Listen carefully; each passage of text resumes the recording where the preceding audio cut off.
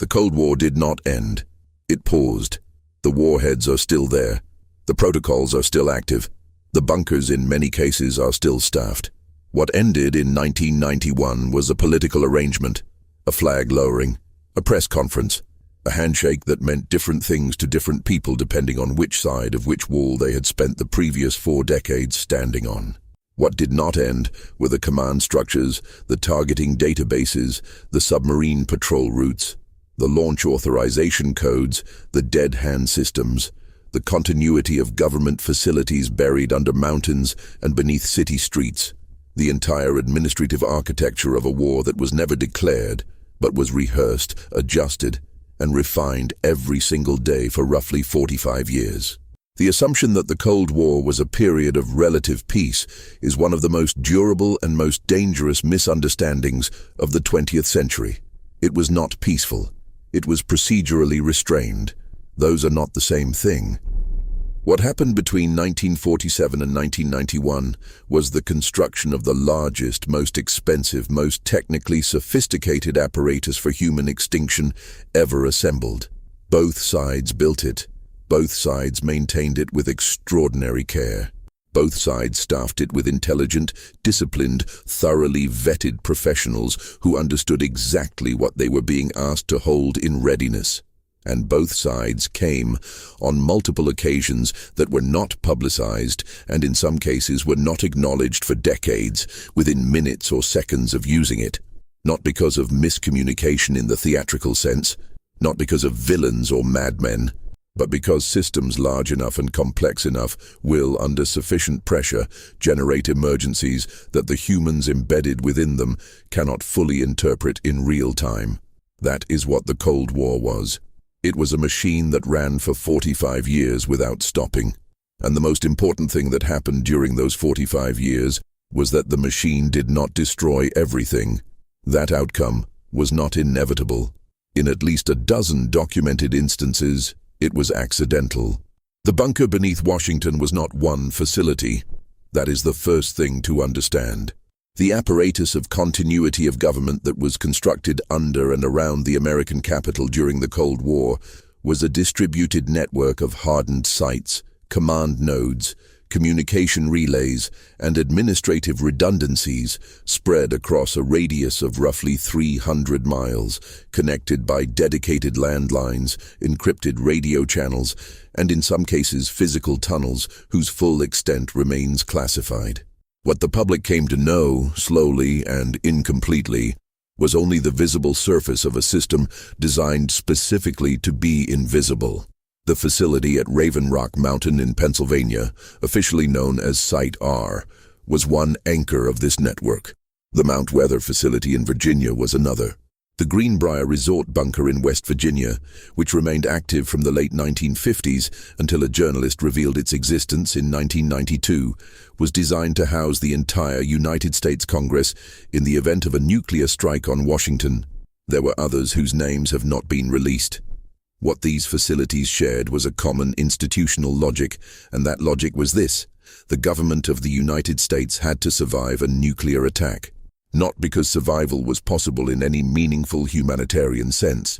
The people in the bunkers understood that the country above them would be effectively destroyed. But the theory of deterrence, which was the philosophical backbone of Cold War strategy on both sides, required that the capacity for retaliation remain intact after a first strike.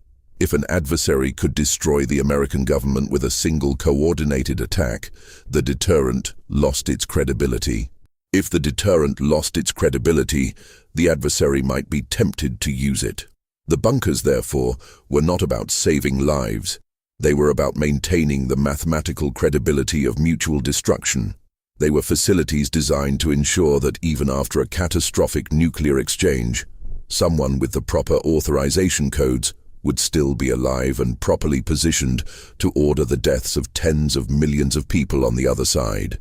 That is the institutional context within which these facilities were built, staffed, supplied, and operated for decades. It was not spoken of in those terms in public. In public, continuity of government was framed as resilience, as democratic preservation, as the protection of constitutional order. Those framings were not entirely false, but they were incomplete in ways that mattered. The full logic of the enterprise was that deterrence required the demonstrated willingness to retaliate even from the ruins of civilization, and everything built underground during the Cold War was built in service of that demonstration. The construction of what would become the most elaborate of these facilities began in the early 1950s, when the Truman administration commissioned a study of what would happen to the federal government in the event of a nuclear attack on Washington. The study's conclusions were not encouraging. Washington was a compact, high-value target. The government was concentrated in a small geographic area. The new thermonuclear weapons being developed by both the United States and the Soviet Union were capable of destroying the entire city and its surrounding infrastructure in a single detonation. If the Soviets struck first, the American command structure could be eliminated before any order to retaliate had been given. The study recommended the construction of hardened facilities outside the blast radius of any plausible strike on Washington, capable of housing essential government personnel and equipped with the communications infrastructure necessary to command military forces in the aftermath of an attack. The Eisenhower administration took these recommendations seriously and expanded them. Eisenhower himself had a personal and professional understanding of large-scale institutional planning that his predecessors lacked. He had spent the war managing an organization of extraordinary complexity, and he understood that organizations do not function under pressure unless they have prepared in detail for the specific pressures they are likely to face. The Federal Civil Defense Administration was restructured. FEMA's predecessor organizations began developing relocation plans for every major federal agency. The military's own continuity planning was expanded and formalized, and the physical construction of underground facilities accelerated throughout the 1950s, funded through classified budget lines that congressional oversight committees were given only partial information about. The Greenbrier facility in White Sulphur Springs, West Virginia, is in some ways the most instructive example of how these projects were conceived and executed, because it combines the operational logic of Cold War continuity planning with a degree of social surrealism that only becomes apparent when you understand what the facility was actually for. The Greenbrier was, and remains, one of the most prestigious resort hotels in the United States. It had been a vacation destination for American elites since the 19th century. Presidents had stayed there. Foreign dignitaries had stayed there. It was the kind of place where the American establishment came to relax, to conduct informal business, to maintain the social relationships that formal government protocol did not always accommodate. In 1958, the federal government approached the owners of the Greenbrier with a proposal. The government wanted to construct a large underground facility beneath the resort's West Virginia wing, which was itself then under renovation. The facility would be built in secret. Its existence would be protected by a cover story involving the resort's routine operations, and the Greenbrier would be compensated for hosting it. The cover story was that the construction activity was related to the renovation of the West Virginia wing. Workers on the project were told they were building maintenance facilities. The facility's actual purpose, which was to serve as the emergency relocation site for the entire United States Congress, was known to only a small number of people at any given time. The facility that was constructed beneath the Greenbrier was extraordinary by any measure. It occupied roughly 112,000 square feet of underground space, carved into the hillside beneath the hotel's new wing. It contained a dormitory capable of housing 100 people. It contained a medical clinic, a crematorium, a television broadcasting studio equipped to produce presidential addresses for whatever communications infrastructure might survive a nuclear attack, a decontamination facility, a dining hall, an operations center with dedicated telephone and radio equipment and enough food, water, and fuel to sustain its population for 60 days. It had blast doors designed to withstand a nuclear detonation at a distance of 30 miles. It was maintained continuously from its completion in 1962 until its decommissioning in 1992, when a journalist named Ted Gupp published a detailed account of its existence in the Washington Post. The facility was decommissioned, not because the threat that had motivated its construction had disappeared, but because the article made it operationally useless. A continuity of government facility whose location is publicly known cannot function as intended. The entire premise of such a facility is that adversaries do not know where key personnel will relocate to in a crisis. Once the Greenbrier bunker was known, it became a target. Within months of the article's publication, the federal government acknowledged the facility's existence, removed its classified contents, and eventually opened it to the public as a tourist attraction. It remains one today. You can tour the dormitories, the operations center, the decontamination showers. The crematorium is less prominently featured in the tour materials. What the Greenbrier facility represents, operationally, is one node in a system that was never designed to function in isolation. Its purpose was to house the legislative branch of the American government, while other facilities housed the executive and military command structures, and while those facilities were connected to each other and to the surviving military forces through a network of hardened communications.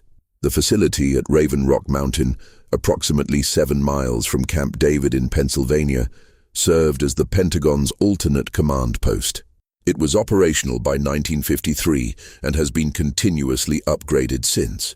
It houses multiple command centers capable of managing nuclear forces, conventional forces, and communications with allied governments. Its existence has been publicly acknowledged, though its internal organization and precise capabilities remain classified. Mount Weather, in Bluemont, Virginia, serves as the primary continuity facility for the executive branch and the Federal Emergency Management Agency.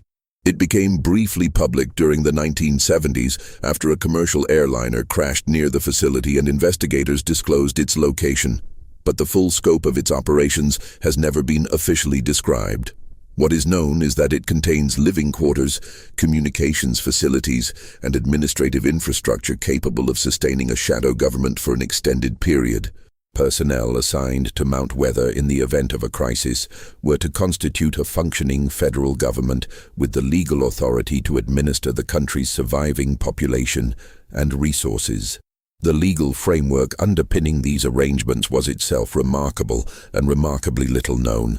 A series of executive orders, some of them classified at the time of their issuance, granted the executive branch emergency powers that would, in a declared national emergency, effectively concentrate most governmental authority in the executive and its designated successors. The line of succession for the presidency had always been publicly known and was established by statute.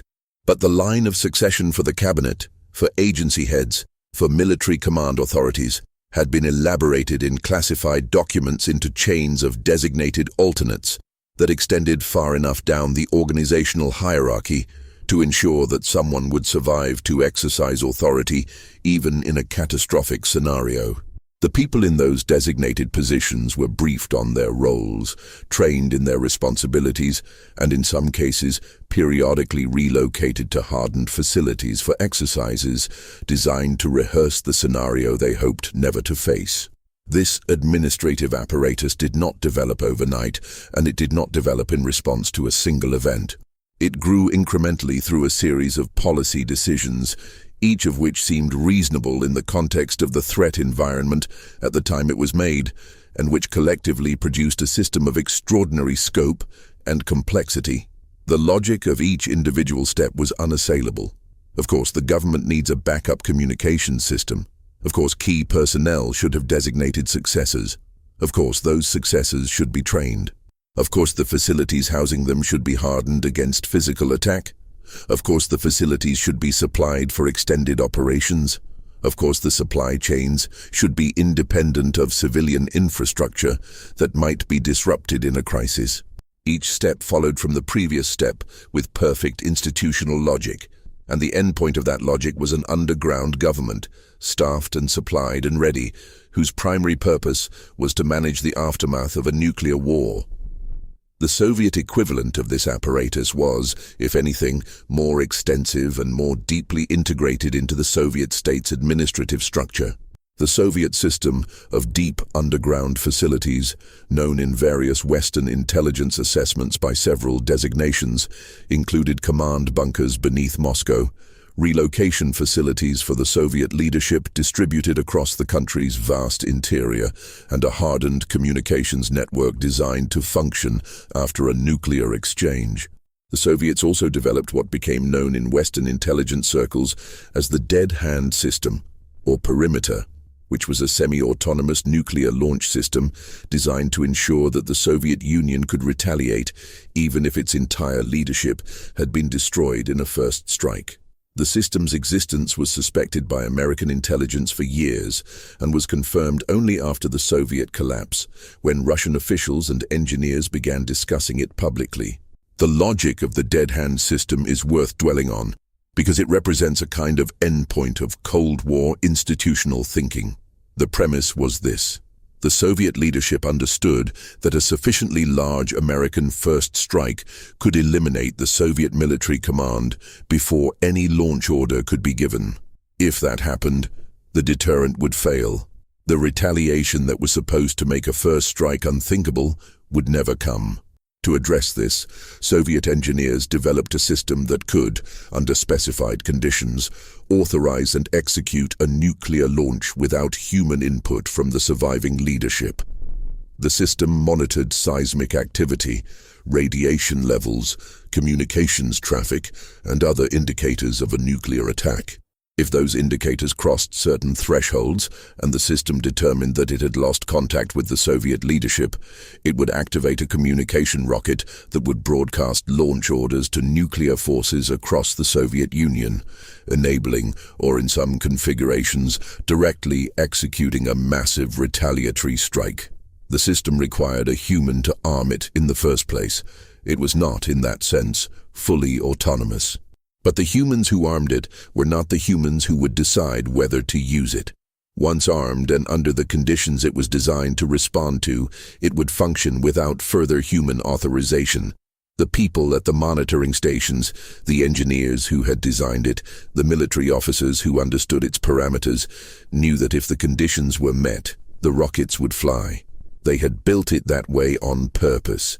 The purpose was to make the retaliation credible, even in a scenario where there was no one left to order it. American planners were aware, at least in general terms, that the Soviets were developing systems of this kind, and the awareness did not produce reassurance. It produced its own planning imperatives. If the Soviets could retaliate automatically, then the American deterrent needed to be capable of surviving an automatic retaliation. If the Soviets had hardened command structures, the American deterrent needed to be capable of reaching those structures. The logic of deterrence was self-amplifying. Each capability developed by one side required the development of a counter-capability by the other, and each counter-capability required a counter-counter-capability, and the process had no natural endpoint, because the endpoint, by definition, was the destruction of the adversary, which was the one outcome that deterrence theory said could never actually happen. The facilities beneath and around Washington existed within this logic. They were not built because the people who built them believed nuclear war was likely. They were built because the theory of deterrence required that the American government be able to function after a nuclear attack, and because the ability to function after a nuclear attack required physical infrastructure that could survive one. The people who worked in those facilities, who planned for their operation, who spent portions of their careers preparing for a scenario they understood to be catastrophic, were not irrational.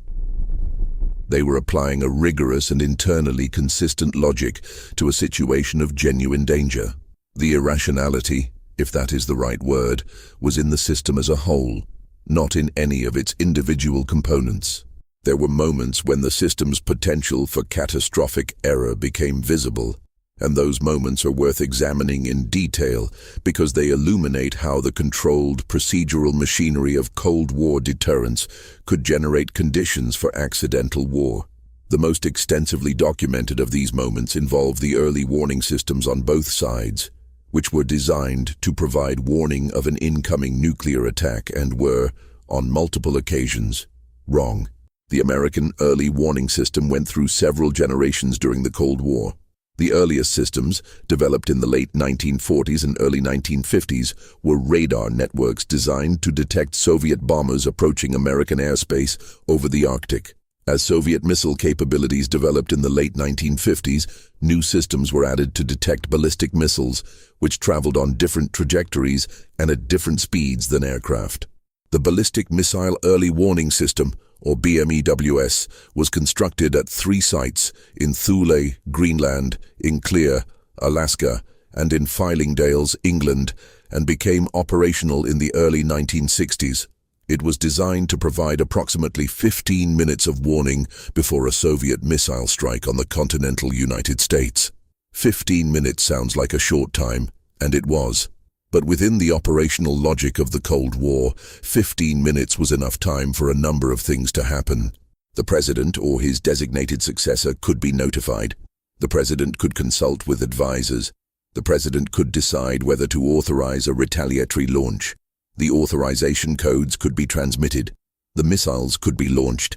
All of this, from notification to launch, was designed to be possible within the 15-minute window, because if the missiles were still in their silos when the Soviet warheads arrived, they would be destroyed.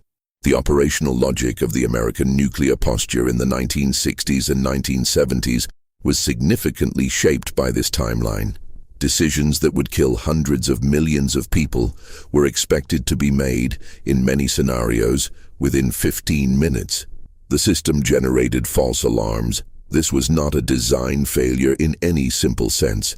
The systems were doing exactly what they were designed to do, which was detect and report anomalous signals that might indicate an incoming attack.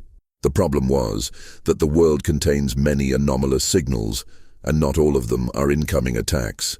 In 1960, the BMEW's radar at Thule detected what it reported as a large incoming missile attack. The operators worked their way through the verification procedures and eventually determined that the radar was tracking the rising moon.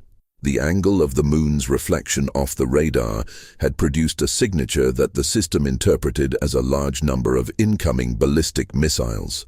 The alert was resolved before it reached the stage where any launch authorization would have been considered, but it illustrated with great clarity the potential for the system to produce catastrophic misinterpretations.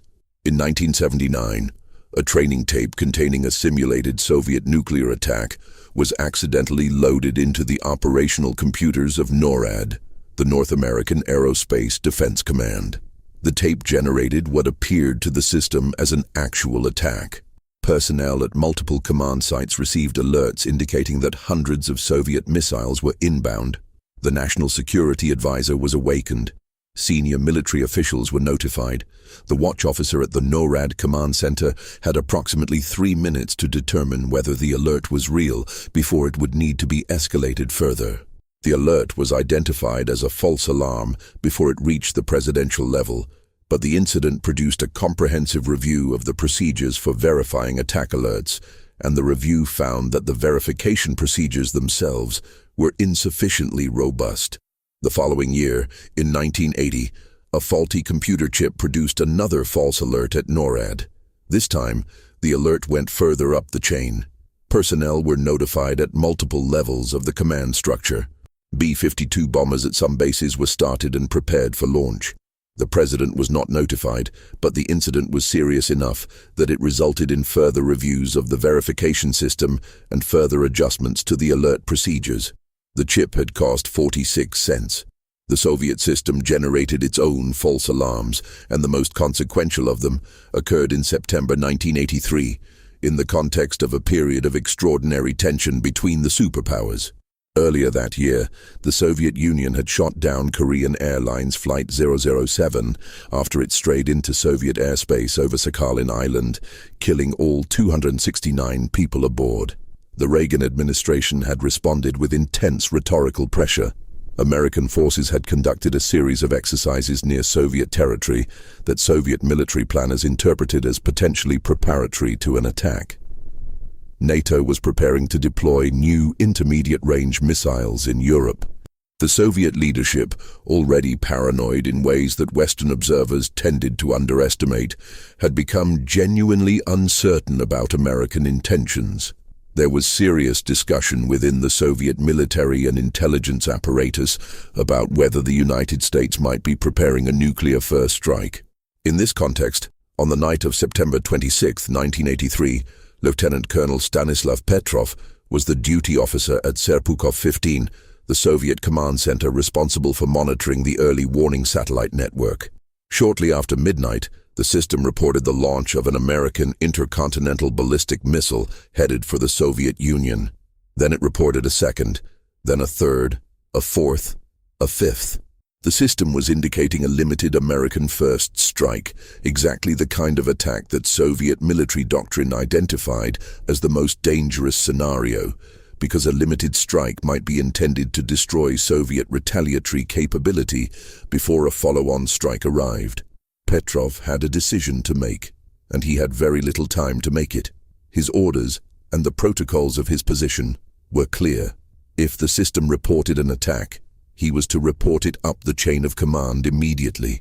The next step in the chain would be a decision about whether to authorize a retaliatory launch. But Petrov was not following his orders in the way they were written. He was thinking. And what he was thinking was that a genuine American first strike would not consist of 5 missiles. 5 missiles was not enough to destroy the Soviet retaliatory capability.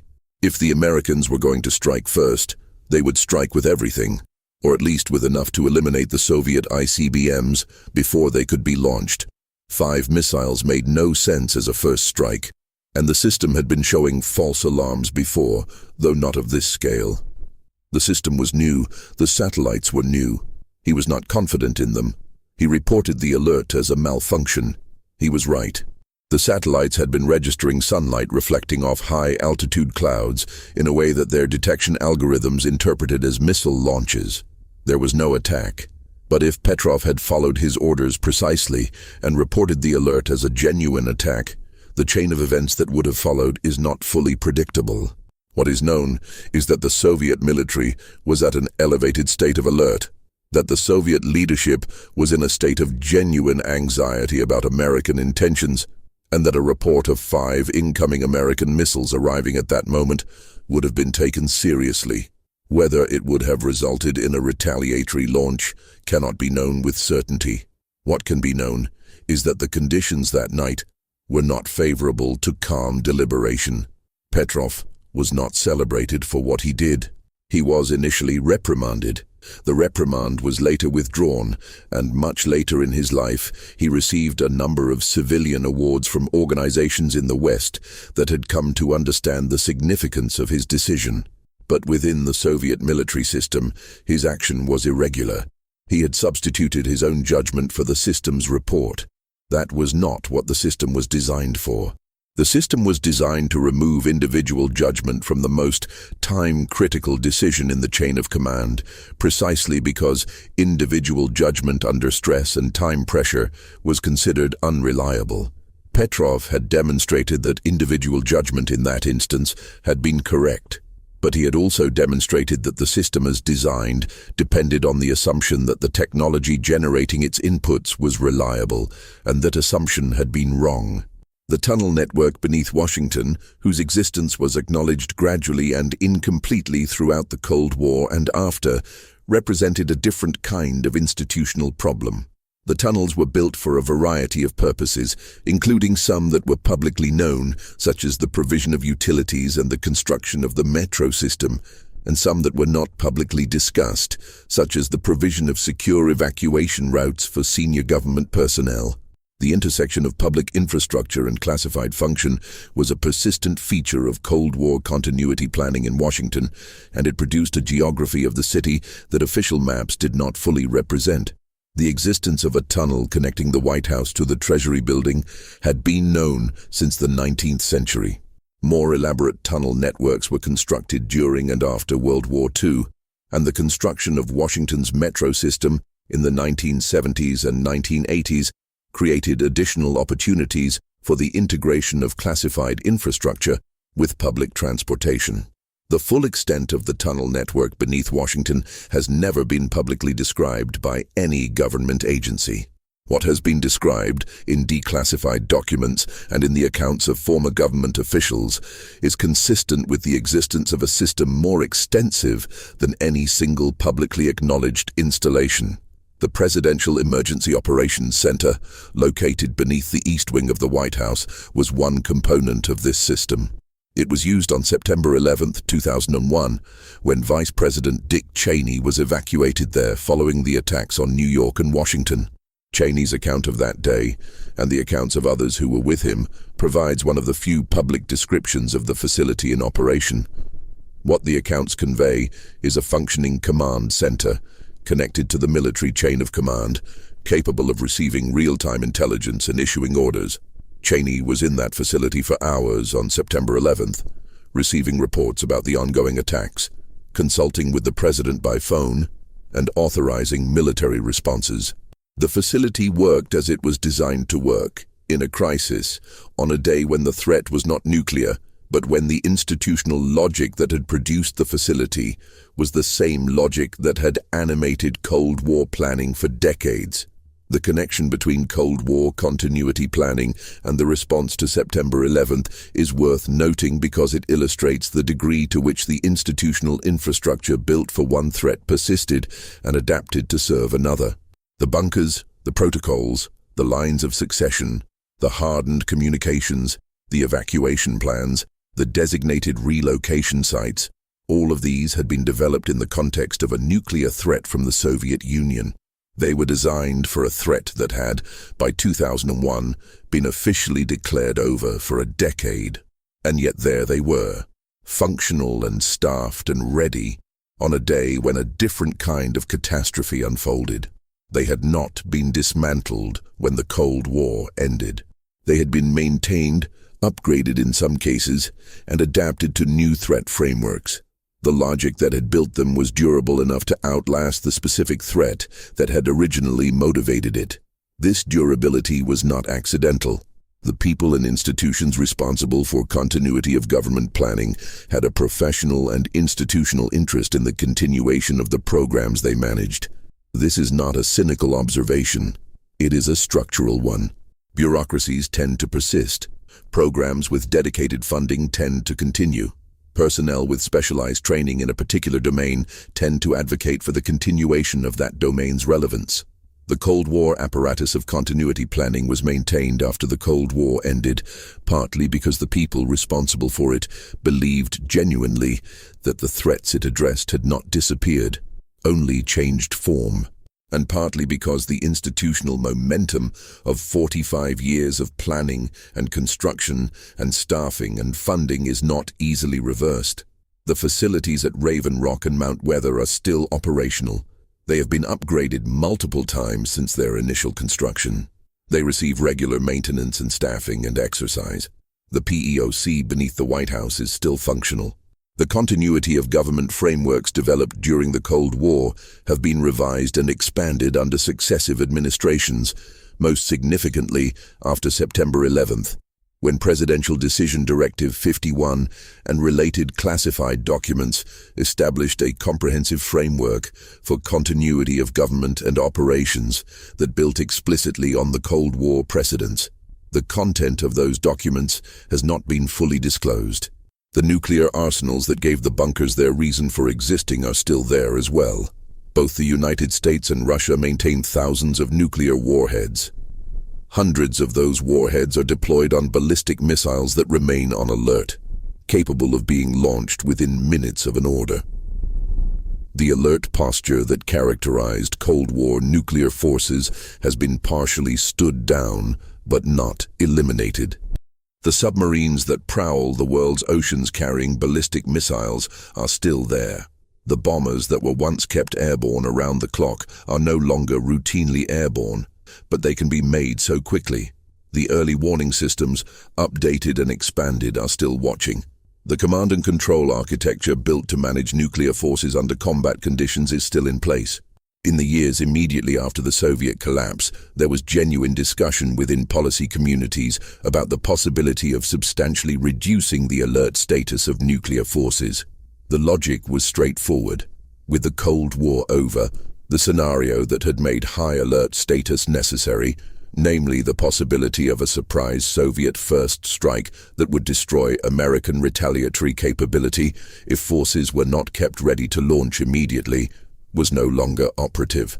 A lower alert status would reduce the risk of accidental launch and would also reduce the political tensions that high alert status created. Some steps in this direction were taken. The bombers came down from their constant airborne alert. Some missile alert levels were technically adjusted, but the fundamental structure of the nuclear arsenals, their size, their deployment patterns, their command and control architecture remained essentially unchanged. The bureaucratic and institutional momentum that had built the arsenal was sufficient to maintain it even in the absence of the threat that had motivated its construction. This is the most important institutional truth about the Cold War and its legacy. The systems built to manage the conflict did not require the conflict to continue functioning. They had been designed to be robust, to survive disruption, to continue operating in degraded conditions. The degraded condition they now operate in is the absence of the specific political and military competition that had originally justified them. They continue anyway, because systems of that scale and that institutional depth do not disappear simply because the political context that created them has changed. They persist. They adapt, they find new justifications, and they continue to represent the same fundamental capability they were built to represent, which is the capacity to destroy civilization in a matter of hours. The people who built the bunker beneath Washington understood this at some level. Even if they did not articulate it in those terms, they understood that what they were building was not a solution to the problem of nuclear war. It was an administrative response to the problem.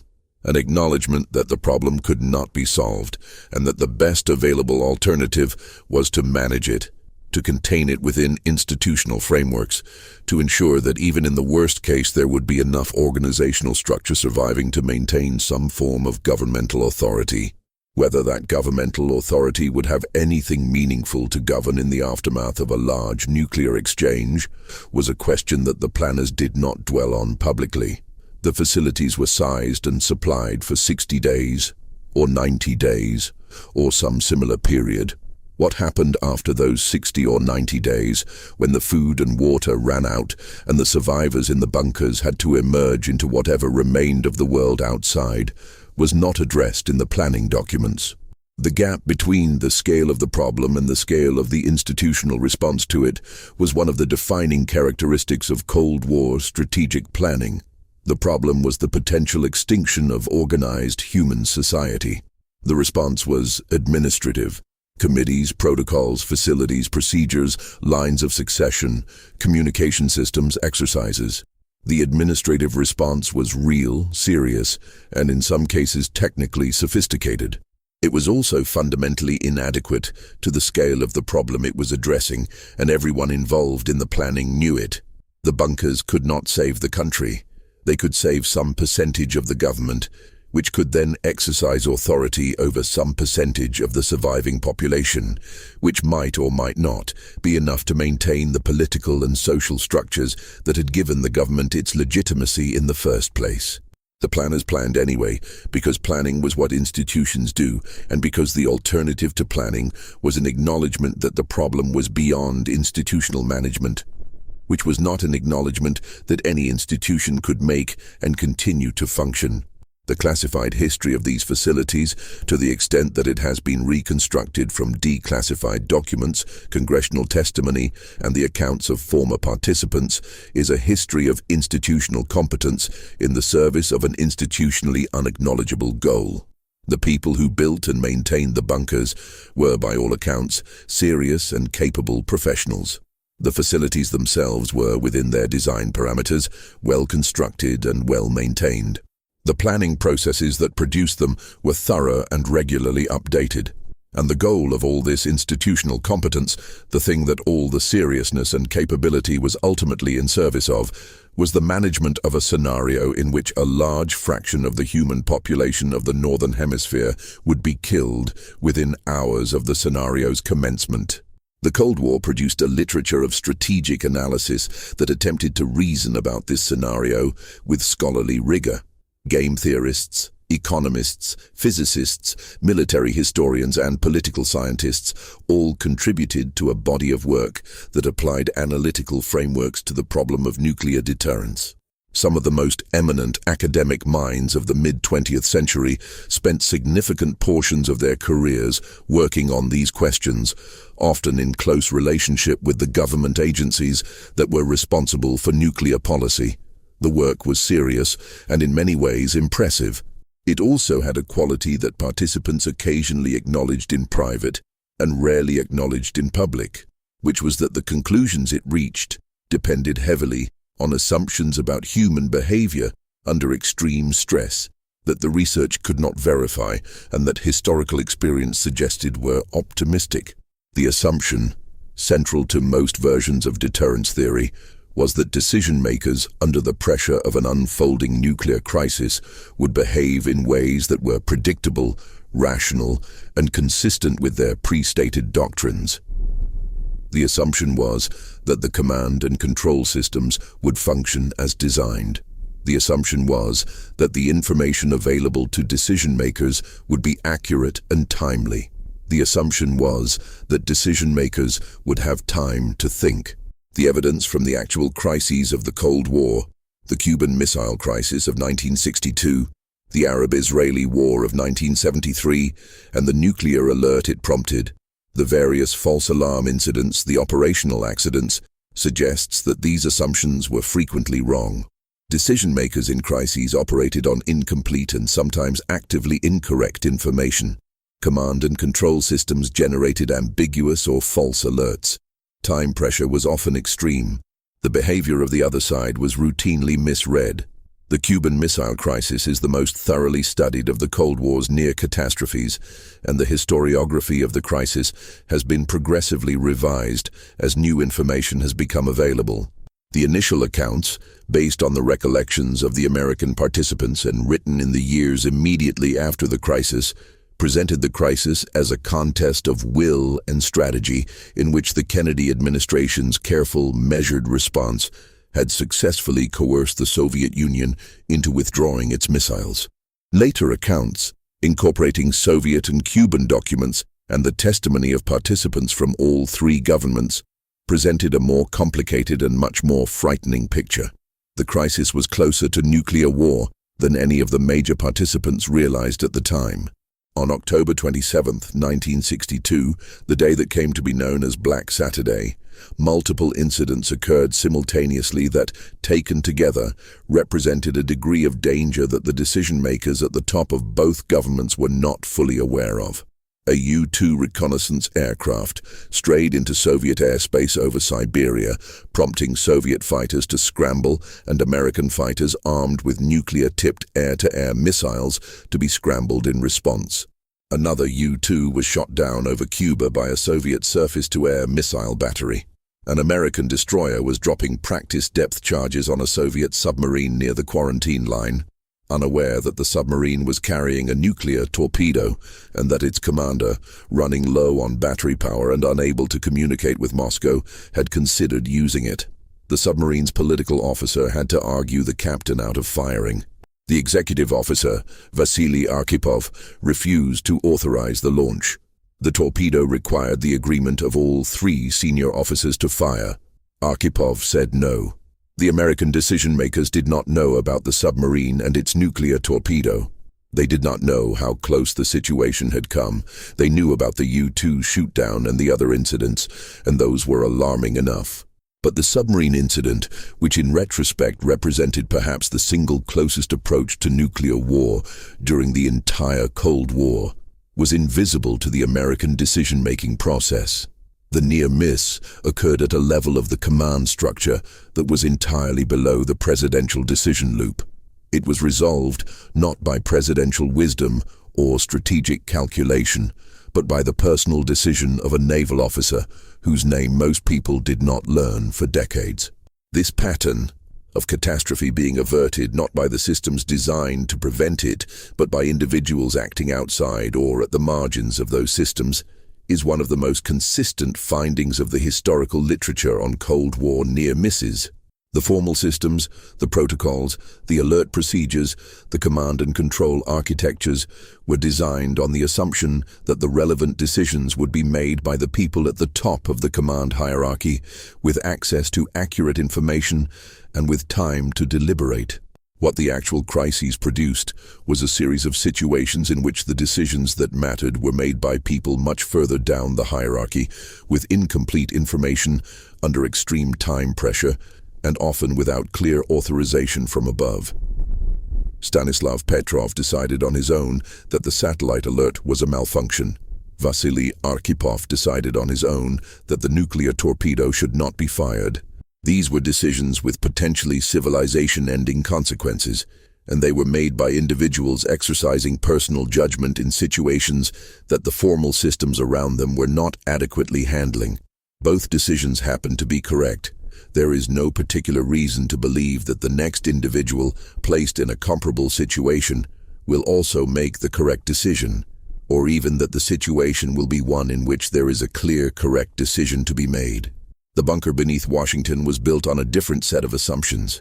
It was built on the assumption that the people inside it would receive accurate information, that they would have time to analyze that information and make reasoned decisions, and that their decisions would be transmitted through a functioning command and control system to military forces capable of executing them. The bunker was built, in other words, on the assumption that the Cuban Missile Crisis model of presidential deliberation under nuclear pressure was the relevant model.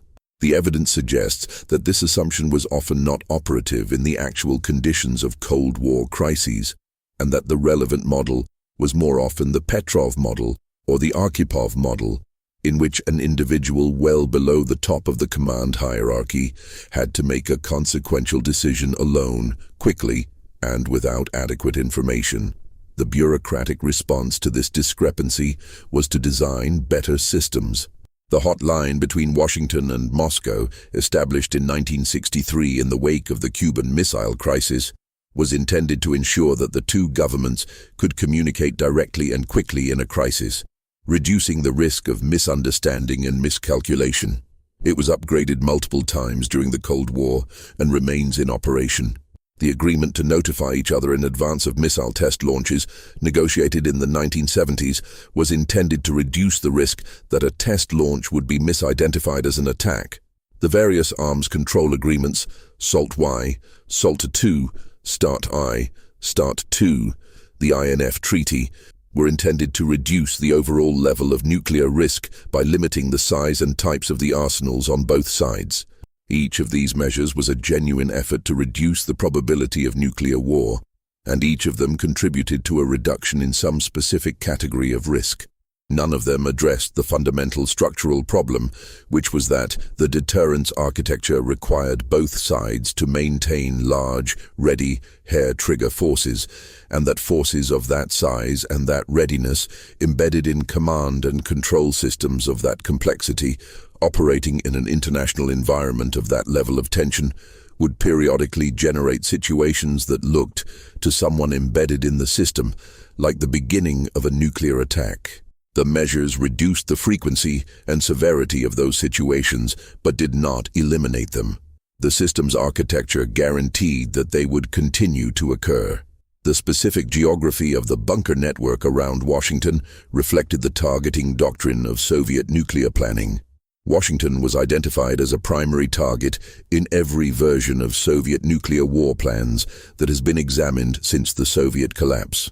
The Soviet Single Integrated Operational Plan equivalent, known by various designations in different periods, allocated multiple warheads to the Washington metropolitan area, targeting not only the White House and Pentagon and other obvious government facilities, but also the communications infrastructure, transportation nodes, and military installations in the surrounding region. The targeting was designed to ensure the destruction, not just of the specific buildings housing government functions, but of the entire administrative geography of the capital. The American planners who designed the bunker network understood this targeting doctrine. Their response was to distribute the essential government functions across a radius wide enough that not all of the relocation sites could be eliminated by the number of warheads likely to be allocated to the target set. The distances involved, with Raven Rock approximately 70 miles from central Washington, Mount Weather approximately 48 miles, the Greenbrier approximately 250 miles, were chosen partly on the basis of estimates of blast radii and partly on the basis of estimates of how many warheads the Soviets could allocate to the continuity of government target set, while still allocating sufficient warheads to their primary military and industrial targets. The planners were doing arithmetic. They were calculating how many government officials could survive at what distance from Washington, given the probable size and accuracy of the Soviet warheads likely to be targeted at each location. The exercise was simultaneously rigorous and surreal. It was rigorous because the calculations were based on actual physical parameters, actual weapons characteristics, actual targeting constraints. It was surreal because the scenario being planned for was one in which the country the government was designed to serve no longer existed in any meaningful sense. The Washington that the bunker network was designed to survive was a Washington that had been destroyed. The government that would emerge from the bunkers, if any government emerged, would be governing rubble and radiation, managing the logistics of mass death and institutional collapse. The seriousness with which the planning was conducted was in some ways the most unsettling thing about it. People were doing careful, competent work to prepare for the administration of a post-apocalyptic remnant. The exercises that rehearsed these scenarios were conducted regularly throughout the Cold War.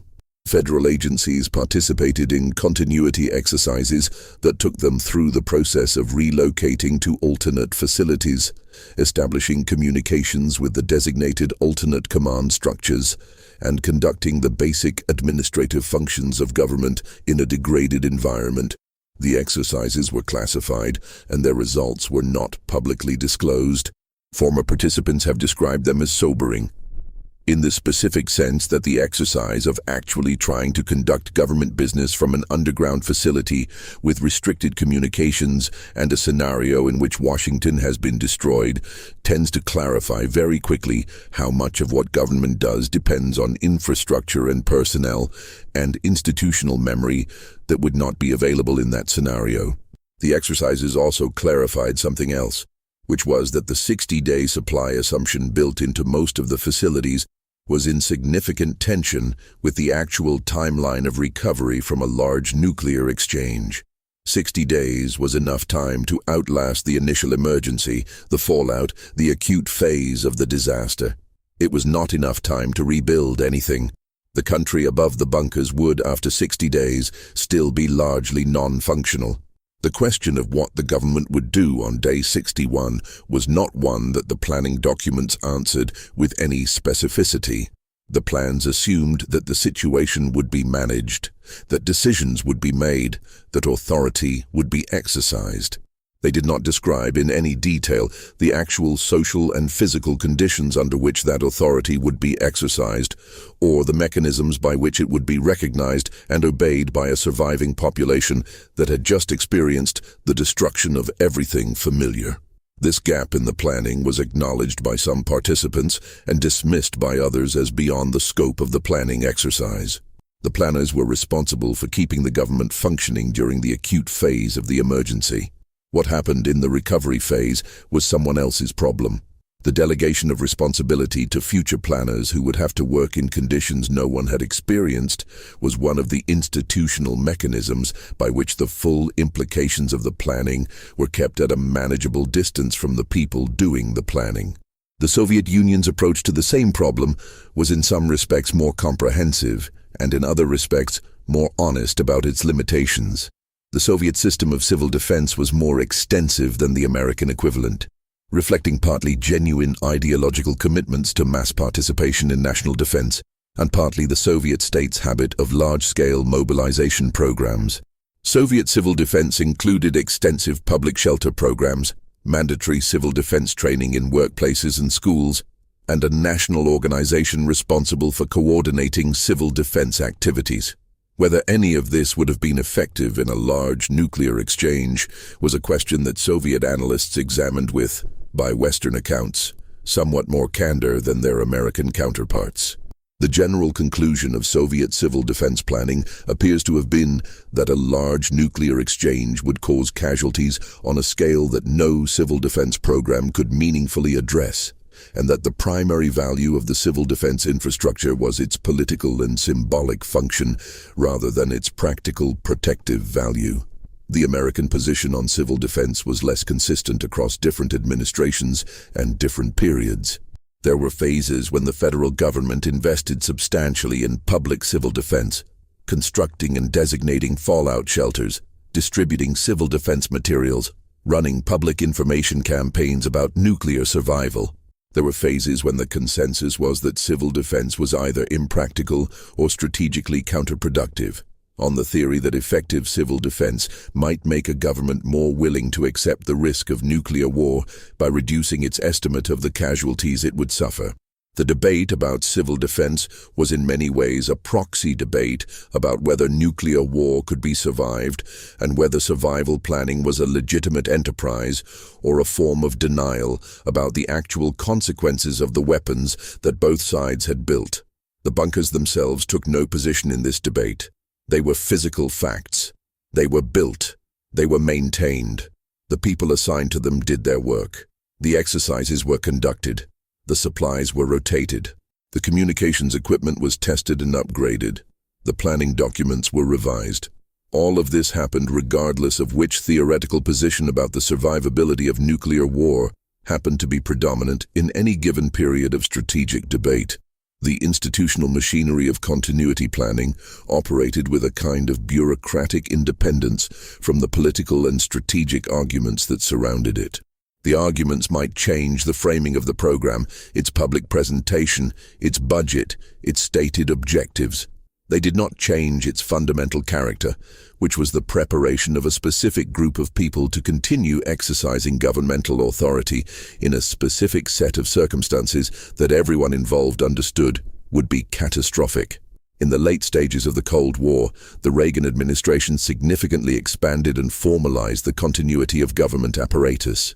The expansion was driven partly by the general Reagan-era willingness to invest heavily in defense and national security programs, partly by a reassessment of Soviet capabilities and intentions that concluded the Soviet threat was more serious than the Carter administration had believed, and partly by the activities of a specific group within the Reagan NSC, who were developing what would later be described as highly classified continuity programs that went significantly beyond anything previously planned. Oliver North, who later became publicly known for his role in the Iran-Contra affair, was involved in some of these programs. The programs reportedly involved plans for the suspension of constitutional government in the event of a major domestic emergency, the establishment of a parallel command structure with authority to supersede normal governmental processes, and the potential use of military forces in domestic law enforcement roles that were normally prohibited by statute. The details of these programs were not fully disclosed to Congress. When questions were asked during the Iran-Contra hearings, witnesses declined to discuss certain aspects of the continuity programs in open session, citing their classified nature. Congressman Jack Brooks of Texas attempted to press a witness on the subject and was gavelled down by the committee chairman. The exchange lasted only a few seconds in the televised record, but it pointed toward a dimension of Cold War continuity planning that had moved significantly beyond the original mandate of ensuring governmental survival after a nuclear attack. The programs being developed in the Reagan administration appear to have contemplated scenarios in which the emergency powers invoked in a continuity situation would be applied not just to manage the aftermath of a nuclear war, but to manage domestic dissent, political opposition, and other threats to governmental authority that the planners appear to have considered analogous, in some respects, to external military threats. The connection between external threat management and domestic control was a persistent feature of Cold War institutional culture, not unique to any one administration. The surveillance programs, the political monitoring, The domestic intelligence activities that characterize the Cold War period reflected a consistent institutional tendency to apply the tools and frameworks developed for managing external threats to the management of internal ones. COINTELPRO, the FBI's program of surveillance and disruption directed at domestic political organizations, operated during the same period and within the same institutional culture as the Cold War national security apparatus. The continuity of government programs that contemplated potential domestic applications of emergency authority were an extension of this tendency, not an aberration from it. The physical bunkers in this context were only the most visible component of a much larger apparatus for managing uncertainty and maintaining governmental authority under conditions of threat. The less visible components, the surveillance systems, the communications intercept programs, the counterintelligence operations, the domestic intelligence files, were in many ways more consequential for the daily life of the society than the bunkers were. The bunkers might become relevant only in the event of a nuclear war, which might never happen. The surveillance and monitoring programs were active continuously, affecting real people in real time, and their scope and methods were largely unknown to the public. They were ostensibly designed to protect. The documents that have been declassified in the decades since the Cold War ended provide a partial picture of this apparatus and how it operated. The Church Committee investigations of the 1970s produced the first systematic public examination of domestic intelligence activities and found that they had been extensive, often legally questionable, and in some cases clearly illegal. The subsequent histories of specific programs, the NSA's domestic surveillance programs, the CIA's mail opening programs, the Army's domestic intelligence operations, added detail to a picture that was already disturbing in its broad outlines. The picture is of an apparatus that had been built for purposes of national security and had been applied with increasing scope and decreasing oversight to purposes that included the suppression of political dissent and the maintenance of existing power structures. None of this was fully visible at the time it was occurring. The classification system that protected the bunkers and the nuclear war plans also protected the domestic intelligence programs, the surveillance activities, the continuity of government plans with their potentially extra-constitutional dimensions. The people who knew about these activities were bound by clearances and by the institutional cultures that sustained them. The people who might have raised objections did not know what there was to object to. The system was self-sealing in a way that was characteristic of Cold War institutional culture. The secrecy that was justified by national security became the mechanism by which activities that might not survive scrutiny were protected from that scrutiny. The end of the Cold War did not resolve this dynamic. The institutional cultures that had produced it were intact. The classification systems were intact. The legal frameworks, including the executive orders and presidential directives that authorized the most sensitive programs, were intact. Some specific programs were discontinued or reformed, others were not.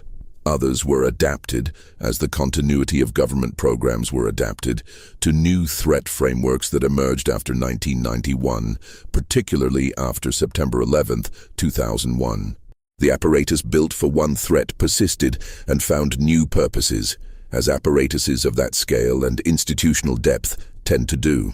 The facilities beneath and around Washington continue to reflect this persistence. They were built for a Cold War. They were maintained through the post-Cold War period. They were activated in a limited way on September 11th. They were expanded and upgraded in the years following September 11th as part of a comprehensive reassessment of continuity of government requirements in the context of the new threat environment. The specific threat that had originally motivated their construction, a Soviet nuclear strike, was no longer the primary threat being planned for. But the institutional logic that had produced the facilities, the logic that governments must survive emergencies, that survival requires hardened infrastructure, that hardened infrastructure requires classification and secrecy and substantial ongoing investment, remained operative. The Cold War ended. The Cold War's institutional consequences did not. The most recent publicly available information about the continuity of government apparatus, suggests that it has continued to expand in the post-Cold War period, driven by successive reassessments of the threat environment and successive decisions that the existing capabilities were insufficient to the demands of the new threat. The specific capabilities that have been added, the specific facilities that have been constructed or upgraded, the specific authorities that have been granted to specific officials under specific circumstances remain largely classified. The public knows, from a combination of official acknowledgements, journalistic investigations, and the testimony of former participants, that the apparatus exists and is active. The public does not know, and in most cases has not been told, what specific authorities the apparatus grants, what specific scenarios it is designed to manage, or what specific actions its operators are authorized to take in the event that it is activated. This opacity is not accidental. It is a design feature. The same institutional logic that justified the secrecy of the Cold War programs justifies the secrecy of their successors. An adversary who knows the full scope of your continuity capabilities can plan to defeat them.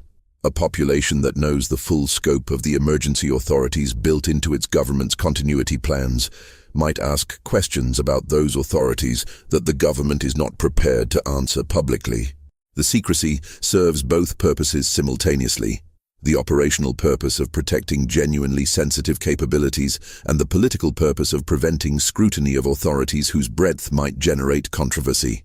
The Cold War is taught in most American schools and in most popular accounts as a period that ended with the fall of the Berlin Wall, the dissolution of the Soviet Union, and the victory of the American model of liberal democratic capitalism over the Soviet model of authoritarian communism. This narrative is accurate in some of its broad outlines. The wall did fall. The Soviet Union did dissolve. The American model did predominate in the immediate aftermath of these events in a way that seemed to many observers in the early 1990s to validate the strategic and ideological positions of the Western alliance. The systems built to manage the Cold War, the nuclear arsenals, the continuity facilities, the surveillance programs, the classified legal authorities, the institutional cultures of secrecy and threat management, did not participate in this resolution. They persisted, as they were designed to persist, without reference to the political context that had originally justified them.